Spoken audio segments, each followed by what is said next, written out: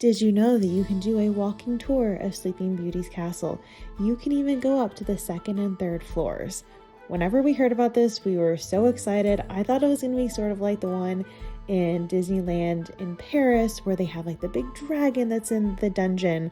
So anyway, you walk toward the left right after you go through the castle, and it has this cute little entrance to it, and you are just sort of walking through the story of Sleeping Beauty.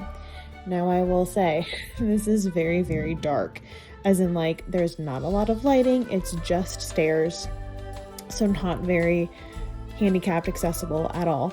It does have air conditioning, so we went on a very, very, very, very, very hot day, and this was great. It was a nice little way to get out of the heat. I was kind of expecting to be able to look through the different windows and be able to like see Fantasyland and Main Street and all that.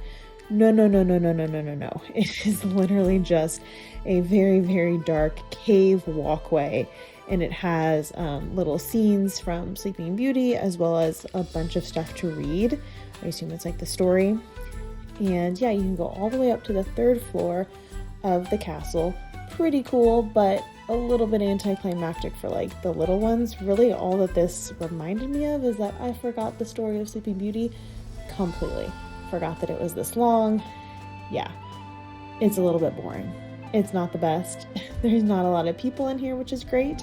Maybe that's because everybody knows that it's a little bit lame, but we thought it was pretty cool. We can at least now say that we've gone up to the third floor of Sleeping Beauty Castle, so maybe it's just like the bragging rights now that we get. I don't know, let me know in the comments if you're gonna go check this out now.